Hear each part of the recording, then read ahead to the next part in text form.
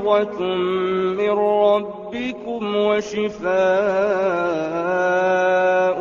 لما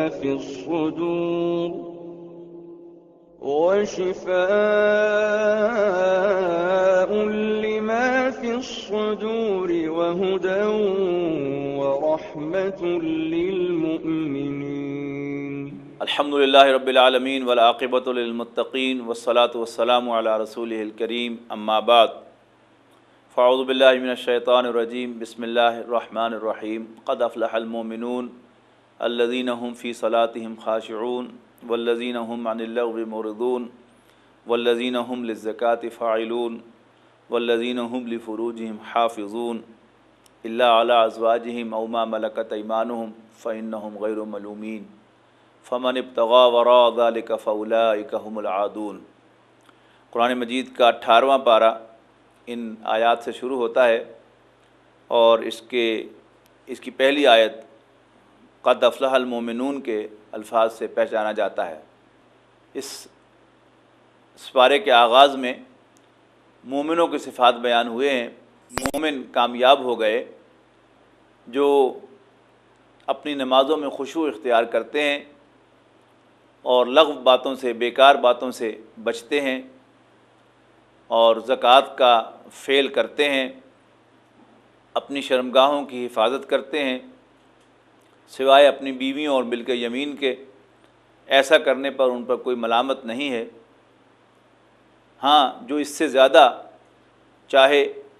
وہ زیادتی کرنے والے ہیں. مزید فرمایا کہ وہ اپنی امانتوں اور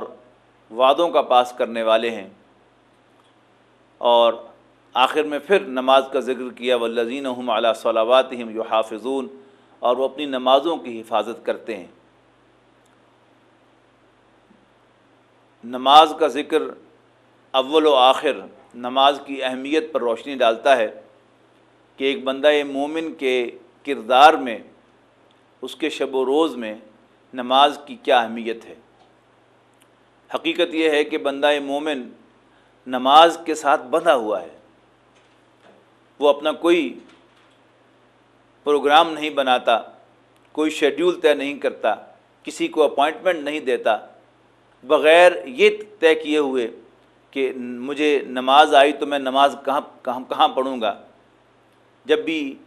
ایک مومن کسی کو اپوائنٹمنٹ دے گا تو سوچے گا کہ اچھا نماز کا وقت ہوگا. جسے اپوائنٹمنٹ دے رہا اس سے پوچھے گا کہ آپ کے ہاں نماز کتنے بجے ہے، تو پھر کہے گا کہ ٹھیک ہے میں نماز پڑھ کے چلوں گا، یا میں آپ کے محلے میں جا کر نماز پڑھوں گا اور پھر اس کے بعد آپ سے ملاقات ہوگی. دن ہو، رات ہو، سفر ہو، حضر ہو، بندہ مومن نماز کے بغیر نہیں رہ سکتا، اور نماز ہی بندہ مومن کی اصل پہچان ہے. بندہ مومن کے جہاں تک اوصاف کا تعلق ہے، اس میں وعدے کی پاسداری بھی ہے، سچائی بھی ہے، دیانتداری بھی ہے، لیکن یہ اوصاف کسی غیر مسلم میں بھی ہو سکتے ہیں. مومن کی پہچان جو ہے وہ 5 وقت کی باجماعت نمازی ہے، کہ وہ شخص کہ جو 5 وقت مسجد میں جاتا اور مسجد سے واپس آتا ہوا نظر آتا ہے، اس کے بارے میں آپ کو کوئی شک و شبہ نہیں ہوتا کہ وہ مسلمان ہے. کسی انٹرنیشنل ایئرپورٹ پر مغرب کے وقت، یعنی یوں ہی سورج غروب ہوتا ہے، اس لیے کہ باقی نمازوں کا یعنی آگے پیچھے بھی وقت ہوتا ہے، کھلا وقت ہوتا ہے، لیکن مغرب کی نماز ایک ایسی پہچان ہے کہ کسی انٹرنیشنل فورم پر، کسی انٹرنیشنل کانفرنس میں، کسی انٹرنیشنل ایئرپورٹ پر سورج غروب ہوتے ہی جو شخص آپ کو بے چین نظر آئے گا، کانفرنس میں سے اٹھ کے جاتا ہوا نظر آئے گا، آپ سمجھ لیجئے کہ وہ مسلمان ہے اور وہ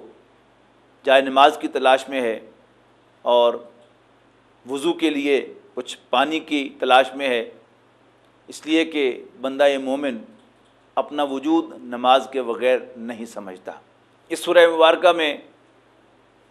حضرت نوح علیہ السلام کا ذکر آیا ہے، اور اس کے بعد نام لیے بغیر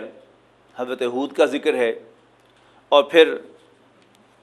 ان دونوں انبیاء کرام کی، ان کی قوموں کے ساتھ جو بحث و تمہیز ہوئی قوم کے سرداروں کے ساتھ، مختصراً اس کا ذکر ہے، اور اسی میں سرداروں کا یہ جملہ بھی کوٹ کیا گیا ہے کہ انہوں نے اپنی قوم سے کہا ایعدکم انکم اذا متم وکنتم ترابا وعظاما انکم لمخرجون، کہ یہ شخص تم سے وعدہ کرتا ہے کہ تم جب مٹی ہو جاؤ گے اور ہڈیاں ہو جاؤ گے تو کیا تم قبروں سے نکالو جاؤ گے؟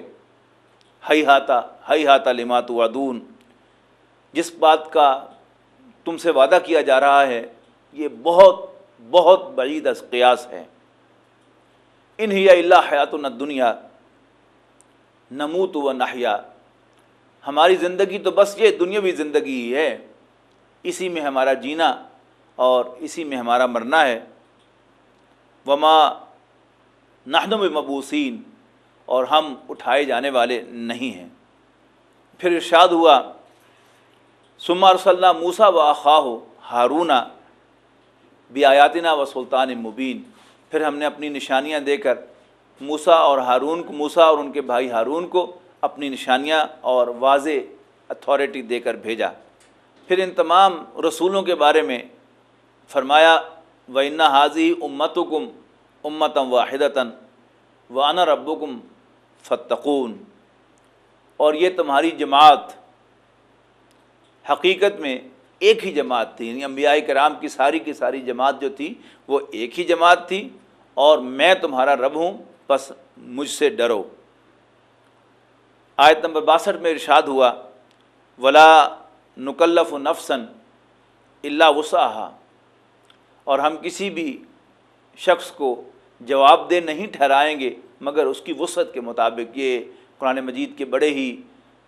رحمت بھرے مضامین میں سے ہے کہ اللہ تعالیٰ کے ہاں محاسبہ ہر انسان کی وسعت کے مطابق ہوگا۔ جسے اللہ تعالیٰ اچھے حالات عطا کرے گا اس کا محاسبہ سخت ہوگا، اور جسے تنگ حالات دیے جائیں گے ان کا محاسبہ نرم ہوگا، اس لیے کہ اللہ تعالیٰ زیادتی کرنے والا نہیں ہے۔ تو فرمایا وَلَدَيْنَا کتابٌ، اور ہمارے پاس ایک اعمال نامہ ہوگا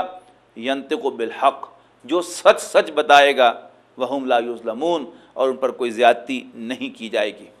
سورہ مومنون کے آخر میں آخرت کا اس بات آیا ہے بڑے خوبصورت اور پرشکو انداز میں۔ فرمایا افحسبتم انما خلقناکم عبثا وانکم الینا لا ترجعون، لوگوں کیا تم سمجھتے ہو کہ ہم نے تمہیں بیکار پیدا کیا ہے کہ تم بس آؤ دنیا میں اور یہاں عیش کرو اور پھر اس دنیا سے چلے جاؤ اور تم ہماری طرف لوٹائے نہیں جاؤ گے؟ فتعال اللہ الملک الحق، اس دنیا کا خالق بھی اللہ اور اس دنیا کا بادشاہ حقیقی بھی اللہ، اس دنیا کا رب بھی اللہ۔ لیکن اس دنیا کی جو اللہ تعالیٰ نے ہمیں زندگی عطا کی ہے یہ بڑی محدود ہے بہت سے پہلوؤں سے۔ اس کی محدودیت کا ایک پہلو یہ ہے کہ یہاں پر مجرموں کو ان کے جرم کی پوری سزا دینا بھی ممکن نہیں ہے، اور نیکوکاروں کو ان کے اچھے اعمال کا پورا بدلہ دینا بھی ممکن نہیں ہے۔ مثال کے طور پر ایک شخص کوئی بم دھماکہ کر کے 10 بے گناہ افراد کو قتل کر دیتا ہے، اب اس کو اگر پکڑ بھی لیا جائے، پہلی بات تو یہ ہے کہ ایسے شخص کی نشاندہی مشکل ہے، اور اگر وہ خودکش ہے تو اپنے آپ کو مار چکا ہے۔ فرض کیجئے کہ ایسا شخص لوکیٹ ہو گیا، پھر اس پر ایسے ثبوت اس کے بارے میں مل گئے جو عدالت میں پیش کیے جا سکیں، اور پھر عدالت اسے سزا دے بھی دے۔ کیا سزا دے گی؟ زیادہ سے زیادہ موت کی سزا۔ لیکن آپ بتائیے ناظرین کہ کیا ایسے شخص کے لیے موت کی سزا کافی سزا ہے؟ ہرگز نہیں۔ اس نے پہلی بات تو یہ کہ 10 افراد کو قتل کیا ہے، اور ایک شخص کی سزائے موت ان 10 اموات کی سزا نہیں ہو سکتی۔ مزید برآں غور کیجئے کہ اس نے 10 خاندان تباہ کیے ہیں، کم سے کم 10 عورتیں بیوہ ہوئی ہوں گی، اور کم و بیش 30 سے 40-50 تک بچے جو ہیں وہ یتیم ہوئے ہوں گے، وہ تمام کمپلیکیشنز کا حساب آپ لگا لیں تو کتنی طویل زندگی اس کی ہو سکتی ہے کہ آپ اس کو سزا دیں اس کے جرم کے ہم وزن۔ لہٰذا انسان کی عقل تقاضا کرتی ہے کہ کوئی ایسا نظام ہونا چاہیے کہ اس گھناؤنے جرم کا ارتکاب کرنے والے کو اس کے جرم کے مطابق سزا دی جا سکے۔ وہ اس دنیا میں تو ممکن نہیں ہے، لیکن اس دنیا کا بادشاہ اللہ ہے۔ اگر کوئی حکومت مجرموں کو پکڑ کر ان کو قرار واقعی سزا نہیں دے سکتی تو سب لوگ کہتے ہیں کہ حکومت کو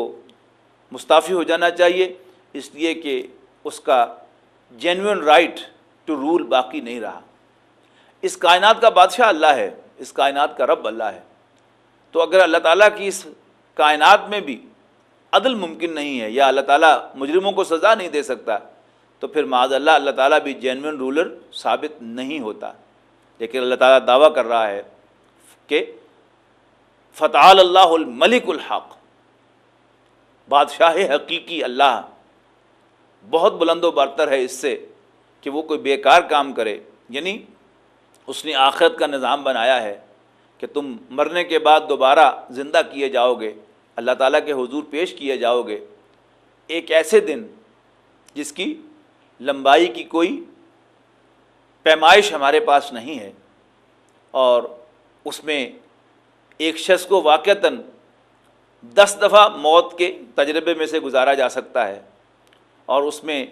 اس کے جرم کے ہم وزن اس کو سزا دی جا سکتی ہے۔ اسی طرح وہ ایسا دن ہے کہ جس دن محمد الرسول اللہ صلی اللہ علیہ وسلم کو بھی ان کی انسانیت کے ساتھ کی گئی نیکیوں کی بھرپور جزا دی جا سکتی ہے، اور اللہ کے تمام نیک بندوں کو بھی ان کے نیک اعمال کے ہم وزن بدلہ دیا جا سکتا ہے، جو اس دنیا میں ممکن نہیں ہے۔ تو فرمایا فحسبتم انما خلقناکم عبثا وانکم الینا لا ترجعون فتعال اللہ الملک الحق لا الہ الا ہو رب العرش الکریم۔ اور اس کے بعد سورہ نور کا آغاز ہوتا ہے، یہ بھی قرآن مجید کی مدنی صورتوں میں سے ایک بڑی اہم صورت ہے۔ اس کے آغاز میں ارشاد ہوا سورۃ انزلناها وفرضناها وانزلنا فیها آیات بینات لعلکم تذکرون۔ یہ ایک صورت ہے جو ہم نے نازل فرمائی ہے اور ہم نے اس کو فرض کیا ہے، اور ہم نے اس میں واضح آیات نازل فرمائی ہیں تاکہ تم نصیحت حاصل کرو۔ اس کے آغاز میں بدکاری کی غیر شادی شدہ مرد کے لیے اور عورت کے لیے بدکاری کی سزا کا اعلان کیا گیا ہے، جبکہ شادی شدہ مرد اور عورت اگر بدکاری کریں تو ان کی سزا کے لیے نبی اکرم صلی اللہ علیہ وسلم نے تورات کے اندر بیان کی گئی سزا کو برقرار رکھا ہے۔ پھر اس کے آغاز میں حضرت عائشہ رضی اللہ تعالی عنہا پر جو تہمت لگی اور پھر کس طریقے سے قرآن مجید کی ان آیات میں ان کی صفائی پیش کی گئی اس کا ذکر ہے۔ اس کے بعد قذف کا قانون بیان کیا گیا ہے، یعنی کسی پاک باز پر بدکاری کی تہمت لگانا، اس کی بھی سزا ہے، 80 کوڑے جو ہیں اس کو لگائے جائیں، اس کا بھی اسی صورت کے آغاز میں ذکر ہے۔ ان تمام آیات کو کنکلوڈ کیا گیا ایک بڑی اہم آیت پر، یا ایھا الذین آمنوا لا تتبعوا خطوات الشیطان، اے ایمان والو شیطان کے نقوش پا کی پیروی نہ کرو۔ کیوں؟ وَمَن یتبع خطوات الشیطان، کہ جو بھی شیطان کے نقوش کی پیروی کرے گا فَإِنَّهُ یَأْمُرُ، تو یاد رکھو وہ تو تمہیں اکسائے گا بے حیائی پر اور برائی پر، اس کا اور کوئی کام نہیں ہے۔ تیسرے رکوع میں گھر کے اندر کے احکام بیان کیے گئے، یا ایھا الذین آمنوا لا تدخلوا بیوتا غیر بیوتکم، اے ایمان والو مت داخل ہو ایسے گھروں میں جو تمہارے نہیں ہیں، یہاں تک کہ تم سلام بھیج لو گھر والوں پر اور ان کے ساتھ تعارف حاصل کر لو۔ ذالکم خیر لکم لعلکم تذکرون، اگر تم سمجھو، تم نصیحت حاصل کرو تو یہ تمہارے لیے بہتر ہے۔ پھر چونکہ گھر کے اندر داخل ہونے کا ذکر تھا تو گھر کے اندر کے مینرز بھی اسی مقام پر بیان کر دیے گئے کہ مومن اور مردوں سے کہہ دو کہ وہ اپنی نگاہوں کو نیچا رکھا کریں۔ بہت اہم انسٹرکشن ہے کہ گھر کے اندر حالانکہ صرف اپنے ہی محرم ہوتے ہیں، جوان بیٹی ہو سکتی ہے، ماں ہو سکتی ہے، جوان بہن ہو سکتی ہے، یا اور کوئی محرم رشتہ دار ہو سکتا ہے، تو ظاہر ہے انہوں نے گھر میں کام کاج کرنا ہے، تو کتنی بھی احتیاط کر لی جائے، وہ اس احتیاط کا تو اگلی آیت میں ذکر ہے، لیکن پھر بھی احتمال ہے کہ کہیں سطر جو ہے وہ ننگا ہو جائے، کہیں گریبان جو ہے وہ کھل جائے، یا کام کرتے ہوئے جھکنے کی وجہ سے گریبان جو ہے وہ ایکسپوز ہو جائے۔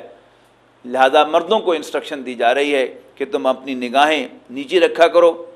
اور اپنی شرمگاہوں کی حفاظت کیا کریں، یعنی ان کا لباس گھر کے اندر پراپر ہونا چاہیے۔ اگر تہبت باندھ رکھی ہے تو اس کو احتیاط کے ساتھ جو ہے گھر کے اندر پہننا چاہیے۔ اسی طرح اور کوئی لباس پہن رکھا ہے جس میں ڈائریکٹلی یا انڈائریکٹلی انسان کی شرمگاہوں کے ایکسپوز ہونے کا اندیشہ ہے، تو اس میں انسان کو احتیاط ملحوظ رکھنی چاہیے۔ اس کے بعد مومن عورتوں سے کہا گیا، قل للمومنات، مومن عورتوں سے بھی کہہ دو، یغضضن من ابصارہن، کہ وہ بھی اپنی نگاہیں نیچی رکھا کریں، ویحفظن فروجہن، اور اپنی شرمگاہوں کی حفاظت کیا کریں، ولا یبدین زینتہن، اور اپنی زیبائش کو، اپنی اٹریکشن کو ظاہر نہ کیا کریں۔ اس اٹریکشن کے اندر یہ جو خاص طور پر جو خلقی اٹریکشن ہے عورت کے جسم کے اندر، اس کا خاص طور پر یہاں ذکر ہے کہ عورت کے جسم کے اندر اللہ تعالیٰ نے تخلیقی طور پر کچھ کشش رکھی ہے مرد کے لیے، جس میں جسم کے بعض حصے جو ہے اس میں ذرا زیادہ نمایاں ہو کر سامنے آتے ہیں، لہٰذا جسم کے وہ حصے کہ جو اٹریکشن کا باعث ہے مردوں کے لیے، انہیں ڈبل کور کے ساتھ ڈھانپنا۔ مثلا ایک تو تہبند ہے یا شلوار ہے، پھر اس کے اوپر جو نیچے کا دھڑ ہے اس کو سیکنڈ کور جو ہے قمیص سے ملتا ہے، اور اسی طرح اوپر قمیص ہے تو اس کا سیکنڈ کور جو ہے وہ دوپٹہ ہے یا چادر ہے، جس کا یہاں اہتمام کے ساتھ ذکر کیا گیا ہے۔ سورہ نور کا 5واں رکوع قرآن مجید کے انتہائی مشکل مقامات میں سے ایک ہے۔ اللہ نور السماوات والارض، اللہ آسمانوں اور زمین کے لیے روشنی کی مانند ہے۔ لفظی ترجمہ تو ہوگا کہ اللہ آسمانوں اور زمین کا نور ہے، لیکن اس میں احتیاط کا تقاضا یہ ہے کہ اس لیے کہ اللہ تعالیٰ کا کوئی وجود، اس کی کوئی حقیقت ہم نہیں جانتے، لہذا وہ روشنی کی مانند ہے۔ اللہ کو مانا جائے تو یہ کائنات روشن نظر آتی ہے، اور اگر اللہ تعالیٰ کا انکار کر دیا جائے تو پھر یہ اندھیر نگری چوپٹ راج ہے جس کا کوئی والی وارث نہیں ہے۔ تو پھر اس کے بعد اللہ کے نور کی مثال دی گئی بندہ مومن کے دل میں، یعنی انسان کے دل میں اللہ تعالیٰ نے جو روح پھونکی ہے، جس کی حفاظت کرتا ہے بندہ مومن، تو اس کو بڑی خوبصورت تمثیل سے واضح کیا گیا کہ اللہ کے نور کی مثال بندہ مومن کے قلب میں اس طرح ہے جیسے کوئی چراغ ہو، چراغ ایک شیشے کے قندیل میں رکھا گیا ہو، اور وہ قندیل ایک مسجد کے طاق کے اندر جو ہے وہ فکس کیا گیا ہو، یعنی طاق خواہ مسجد کا ہو یا شراب خانے کا ہو، وہ اسی اینٹ گارے سے بنا ہوا ہوتا ہے۔ تو انسان کا یہ جسم جو ہے وہ ایک ہی قسم سے بنا ہوا ہے، ایک بندہ مومن کا جسم بھی اسی کاربن اور نائٹروجن اور فاسفورس کے ایٹم سے بنا ہے، لیکن آپ کو معلوم ہے کہ مسجد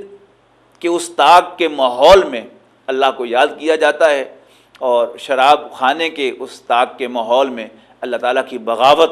جو ہے وہ ان پریکٹس ہوتی ہے۔ تو بندہ مومن جو ہے وہ چونکہ اس کے پورا جسم جو ہے وہ اللہ تعالیٰ کی یاد میں ہوتا ہے، اللہ تعالیٰ کی اطاعت میں ہوتا ہے، تو وہ گویا مسجد سے مشابہ ہے، اور ایک کافر کا جسم جو ہے وہ یوں سمجھیے کہ ایک شراب خانے سے مشابہ ہے، یا اللہ تعالیٰ کی بغاوت کا کام کرنے والی کسی جگہ سے مشابہ ہے۔ تو ارشاد فرمایا گیا کہ بندہ مومن چونکہ اپنے دل کو پاک اور صاف رکھتا ہے، تو اس کے دل کی روشنی جو ہے، اس کی روح کی روشنی اس کے دل میں سے سرایت کرتے ہوئے اس کے پورے وجود کو منور کرتی ہے، جبکہ ایک کافر چونکہ اپنی بدعمالیوں کی وجہ سے اپنے قلب کو سیاہ کر لیتا ہے۔ نبی اکرم صلی اللہ علیہ وسلم نے ارشاد فرمایا کہ جب انسان برائی کا ارتکاب کرتا ہے تو اس کے دل پر، یعنی شیشہ دل پر ایک سیاہ داغ پڑ جاتا ہے، اس پر مصر رہتا ہے، تو وہ داغ جو ہے وہ اور گہرا سے گہرا ہوتا چلا جاتا ہے، یہاں تک کہ اس کا دل یوں نبی اکرم صلی اللہ علیہ وسلم نے مٹھی بند کر کے فرمایا کہ یوں بند ہو جاتا ہے، یعنی جیسے شیشے کے اوپر مٹی کی ایک تہہ چڑھائی جائے تو اس کی ویزیبلٹی کم ہو جاتی ہے، دوسری تیسری، یہاں تک کہ اگر اس پر مٹی کا بھاری لیپ کر دیا جائے تو پھر اس میں سے روشنی آر پار نہیں جا سکتی۔ تو اللہ تعالیٰ نے روح تو ہر انسان کو عطا کی ہے، ایک کافر کے دل میں بھی روح ہے، ایک فاسق و فاجر کے دل میں بھی روح ہے، لیکن وہ اپنے حیوانی جو ارضلی خواہشات ہیں، زمینی خواہشات ہیں، ان کی اتنے لیپ جو ہے اپنے دل کے اوپر چڑھا لیتا ہے کہ پھر روح کی روشنی ان کے دل میں سے گزر کر ان کے جسم میں سرایت نہیں کر سکتی۔ تو ان کی مثال دی گئی کہ کافر کے سینے کے اندھیرے کی مثال یوں سمجھو کہ جیسے کسی گہرے سمندر کے اندر جہاں تہ بتہ پانی ہے، اوپر بادل بھی چھائے ہوئے ہیں، کتنا اندھیرا ہوگا کہ کوئی شخص اگر اپنا ہاتھ بھی خود باہر نکال کر دیکھے تو اس کو بھی وہ محسوس نہ کر سکے۔ حالانکہ اس دنیا کے اندھیرے میں عام طور پر جب انسان خود اپنا ہاتھ ہلاتا ہے اسے معلوم ہوتا ہے کہ میرا ہاتھ اس سمت میں جا رہا ہے، اور پھر یوں اسے ہلاتا ہے تو ایک یعنی امپریشن سے اسے معلوم ہوتا ہے کہ جیسے کوئی چیز ہل رہی ہے، لیکن وہ وہاں پر اس کو بھی دیکھ نہیں پاتا۔ اسی سٹیج کو علامہ اقبال نے اپنے شعر میں کہا ہے کہ وائے ناکامی متائے کارواں جاتا رہا، کارواں کے دل سے احساس زیاں جاتا رہا، کہ جب تک انسان کی وہ روح کی روشنی اس کے دل میں سے گزر کر جسم میں آتی ہے تو کم سے کم یہ تو ہوتا ہے کہ انسان کو اپنی برائی پر ندامت ہوتی ہے، اس کا ضمیر اسے ملامت کرتا ہے، لیکن جب انسان اس سٹیج کو پہنچ جاتا ہے تو پھر اس کا ضمیر بھی اس کو ملامت کرنا چھوڑ دیتا ہے۔ سورہ نور کے آخر میں ایک بہت اہم اجتماعی مسئلہ زیر بحث آیا ہے کہ جب بھی اے مسلمانوں تم نبی اکرم صلی اللہ علیہ وسلم کے ساتھ کسی اجتماعی کام میں ہو تو حضور صلی اللہ علیہ وسلم سے اجازت لیے بغیر وہاں سے رخصت نہ ہونا، چونکہ یہاں امر جامع ایک نکرہ کی حیثیت سے آیا ہے، اور حضور صلی اللہ علیہ وسلم کے بعد بھی جو بھی مسلمانوں کی جماعت کا امیر ہوگا یا اس امیر کی طرف سے امیر المومنین کی طرف سے اپوائنٹڈ ہوگا یا جو تحریک اللہ کے دین کی اقامت کے لیے کام کر رہی ہو، اس کے امیر یا اس کے مقرر کردہ امیر کی اجازت کے بغیر وہاں سے ہلنا دین کی منشا کے خلاف ہے۔ اس سے دین کی ساکھ کو بھی نقصان پہنچتا ہے اور اس سے تمہاری اپنی عاقبت بھی خراب ہوتی ہے۔ اور انسان دنیا میں دین کے کاموں سے اجازت کیوں لیتا ہے؟ اپنے پرائیویٹ معاملات کے لیے۔ اس کے بارے میں ارشاد فرمایا گیا کہ وہ حضور صلی اللہ علیہ وسلم کو انسٹرکشن دی گئی پہلے کہ وہ لوگ جو آپ سے اجازت طلب کرتے ہیں آپ جس کو چاہیں ان میں سے اجازت دے دیں، اور جس کو چاہیں اجازت نہ دیں، لیکن جو اجازت لے کر جائیں آپ ان کے حق میں استغفار کریں کہ انہوں نے دنیاوی مشاغل کو دین کی انگیجمنٹ پر فوقیت دی ہے۔ اور آخر میں فرمایا یہ جو تم کہتے ہو اپنے کام، میرا گھر، کچھ بھی تمہارا نہیں ہے۔ الا ان للہ ما فی السماوات والارض، آگاہ ہو جاؤ کہ آسمانوں اور زمین میں سب کچھ اللہ ہی کا ہے۔ قد یعلم ما انتم علیہ، اور اللہ کو بتانے کی ضرورت نہیں کہ تمہاری کتنی مصروفیت ہے اور کتنی انگیجمنٹ ہے اور کتنی ایمرجنسی ہے، تم جس حال میں ہو اللہ تمہیں جانتا ہے۔ اس کے بعد 18ویں پارے کے آخر میں سورۃ فرقان کا آغاز ہوتا ہے، تبارک الذی نزل الفرقان علی عبدہ، انتہائی بابرکت ہے وہ ذات جس نے اپنے بندے محمد صلی اللہ علیہ وسلم پر فرقان یعنی قرآن اتارا، تفریق کرنے والا حق و باطل کے درمیان، لیکون للعالمین نذیرا، تاکہ وہ تمام جہان والوں کے لیے ایک نذیر بن جائیں، خبردار کرنے والے بن جائیں۔ اس صورت میں بڑی ایک ہلا دینے والی آیت آئی ہے، آیت نمبر 43 میں ارشاد ہوا، ارأیت من اتخذ الہہ ہواہ، اے نبی کیا آپ نے اس شخص کو دیکھا جس نے اپنی خواہشات کو اپنا خدا بنا لیا، افانت تکون علیہ وکیلا، تو کیا اے نبی صلی اللہ علیہ وسلم کیا آپ اس کے وکیل بنیں گے؟ بارک اللہ لی ولکم فی القرآن العظیم ونفعنی وإیاکم بالآیات والذکر الحکیم۔ يا أيها الناس قد جاءتكم موعظة من ربكم وشفاء لما في الصدور